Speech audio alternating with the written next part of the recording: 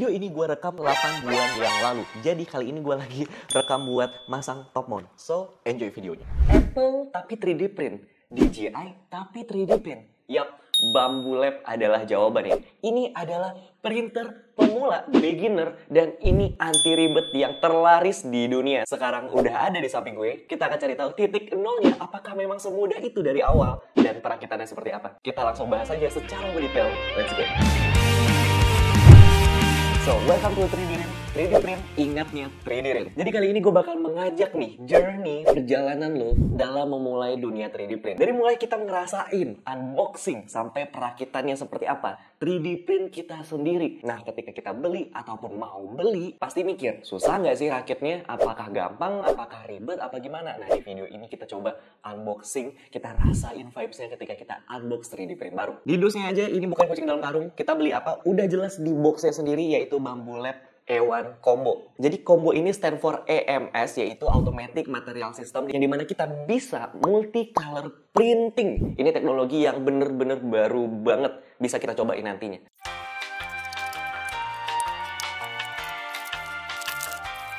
Oke, di dalam box seperti ini. Oke, kita udah buka atasnya. Di sini ada manual guide dan juga hot plate-nya. Oke, di sini ada warranty card, ada disclaimer, dan disclaimer juga safety and guidelines. Yang mungkin beberapa bahasa barangkali. Lalu di sini ada manual guide-nya, ada dan di sini ada gambar dari E1 ya. Dan di sini adalah perakitan dan lain-lain. Dan di sini kita juga dapetin plate-nya juga. Ini reversible, jadi dibolak-balikin bisa dipakai, nggak cuma satu bagian aja, dan warnanya emas, ada teksturnya juga. Dan di tempat paling atas di sini ada, ini kayaknya bagian AMS-nya deh. Ini ada stand untuk AMS, dan ini adalah tempat spool filamennya di AMS. Lalu di sini ada color palette-nya, dan filamen ini adalah official dari Bambu Lab-nya. Ini banyak banget dan ada nama-namanya gitu. Di sini ada installation kit dari Bambu Lab, jadi kita nggak butuh lain-lain. Di sini sudah disediakan. Ini ada solo spool holder, beda dengan AMS yang bisa kapasitasnya 4. Ini satu kalau kita beli tanpa AMS. Next, di sini ada AMS-nya, ada 4 slot di sini.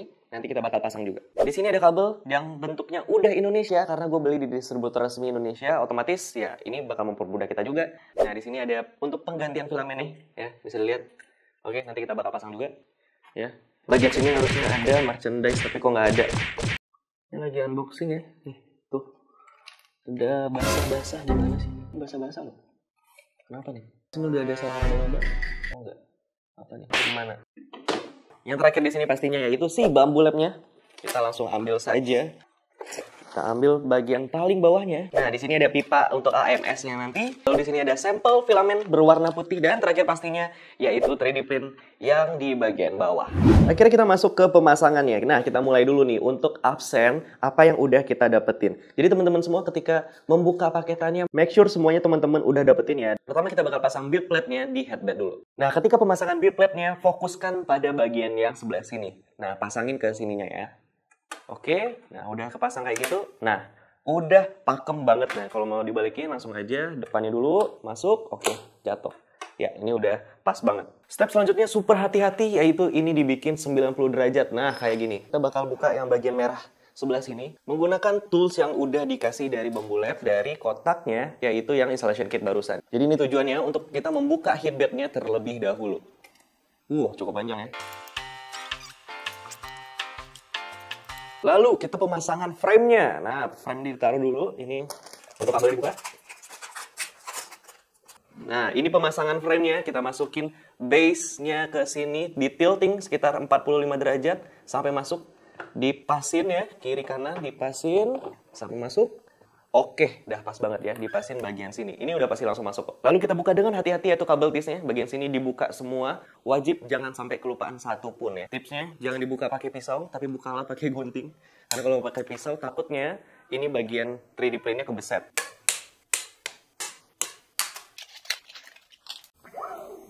Next ya, ini kita balikin dulu. Oke, kita balikin dulu, puter. Nah, ini bagian belakang teman-teman. Ini udah bisa digeser by the way, digeser bebas. Ini di bagian bawah. Kita bisa snap, oke? Nah, kita snap, kita buka, kita ambil.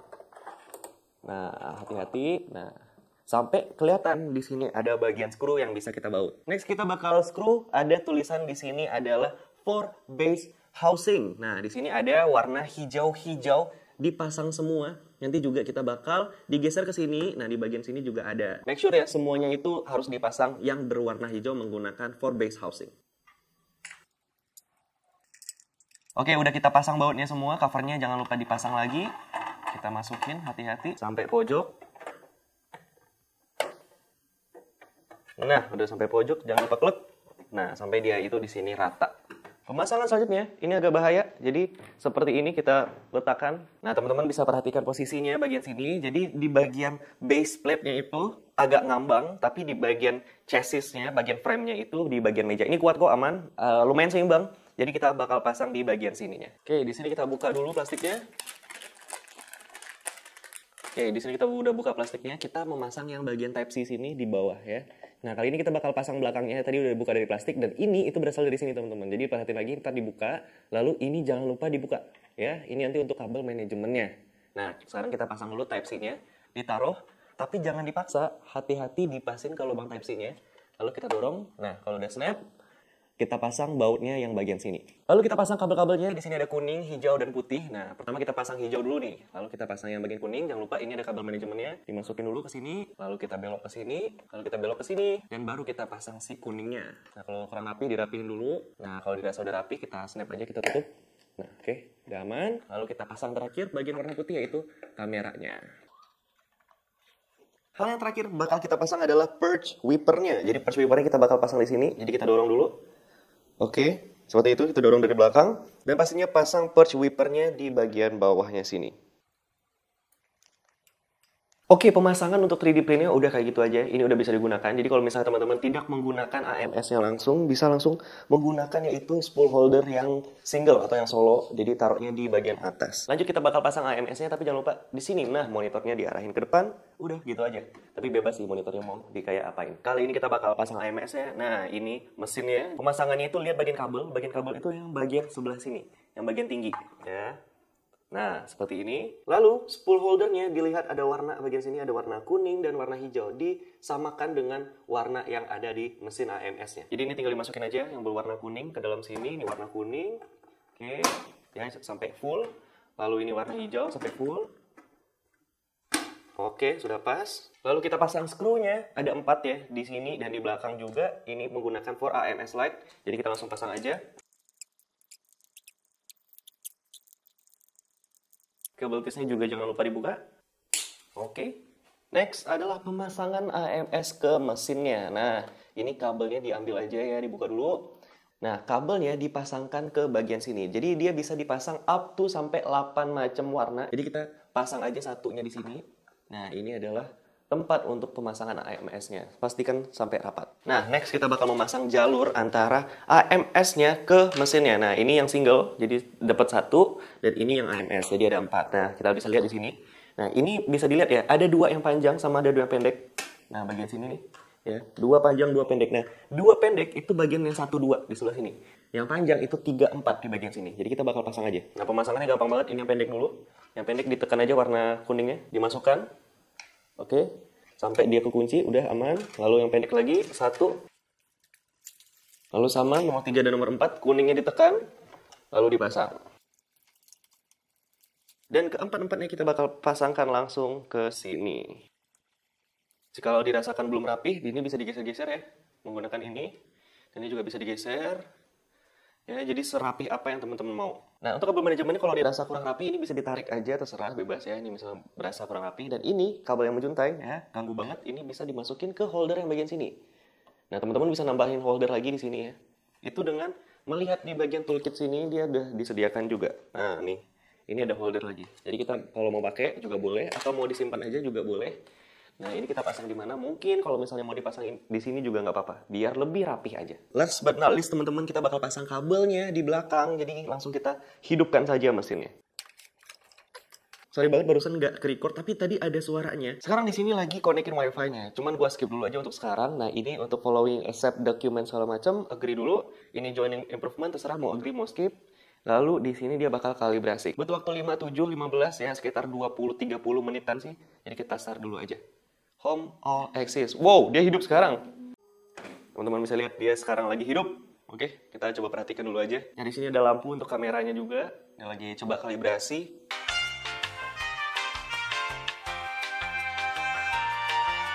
Oke, di sini juga ada tulisan-tulisan ya. Dia lagi tes speednya seperti apa. Oh, calibration complete. Jadi kita langsung next aja. Ini udah complete. You can come back to bind printer and set wifi and setting. Oke. Got it. Kita udah kelar semua. Jadi kita bisa kontrol-kontrol segala macam. Jadi ini lampunya bisa dimatikan teman-teman ya. Kelihatan ya. Kita matiin dulu aja. Ini bisa ngeprint juga. Nah, di sini itu adalah ada SD card dan ini udah bawaan ya. Nah, kita lihat dulu. Kita dikasih Lexar. Lexarnya by the way bagus ya. Ini cukup terkenal juga di dunia foto videografi. Jadi kita pasang lagi. Untuk nge-load file STL-nya ya. File STL itu berasal dari SD card yang barusan kita lihat ya. Nah, ini udah banyak banget yang udah dikasih built-in dari Bambu Lab-nya. Sekarang kita mau nge-build scraper. Nah, kali ini gue bakal gunain yaitu filamen berwarna grey. Jadi kita udah taruh di sini, lalu kita tinggal masukin aja ke bagian yang warna kuning, teman-teman. Ya, masukin aja ke dalam. Jangan lupa kuningnya dipencet. Kita masukin. Oke. Nah, kita masukin aja beberapa. Nah, nanti dia langsung ditarik otomatis. Nah, dipakai. Why are we still here? Just to suffer. Oke, ini adalah printing pertama kita. Printing pertama kita adalah spool adapter. Jadi, nah kaget kan? Padahal udah ada AMS, kenapa taruh di sini aja? Jadi barusan itu jatuh beberapa kali teman-teman. Padahal belum mulai printnya, masih kalibrasi aja. Nah, ini ternyata size spoolnya itu terlalu besar untuk ukuran AMS-nya. Jadi ini jatuh-jatuh dan ini to be honest bahaya banget. Jadi gue waktu lihat ini ketat ya. Untuk filamennya gue tarik-tarik dikit-dikit. Nah, nanti adapter ini bakal cocok untuk spool yang sekarang gue gunain karena ini nggak official dari Bambu Lab-nya dan dia bakal cocok di AMS LED dari Bambu Lab. Finally, printing complete. 1,5 jam. Ini ada print, quality guide, reprint, oke, segala macam ya. Tapi kita coba ambil dulu aja. Oke. Oh, cukup panas by the way. Kita taruh di sini dulu. Oke, hasilnya seperti ini. Nah, ini ada problem di dalam. Kelihatan kan? Jadi bagian sini itu ada problem. Ya, lalu di atasnya sini juga ada problem sedikit. Nah, di sini ada problem juga. Tapi overall di luarnya itu oke banget, nice banget, licin dan tidak mengganggu. Bener-bener bagus banget, rapi. Layer shiftingnya juga tipis banget, tapi mungkin ya bagian sini aja sih. Dan ini mungkin sepertinya first print dan kemungkinan yang ganggu kayak gini itu karena ini mejanya tidak terlalu oke dan hasilnya padat banget, kuat banget, oke banget. Dan ya, kita coba pasang spoolnya.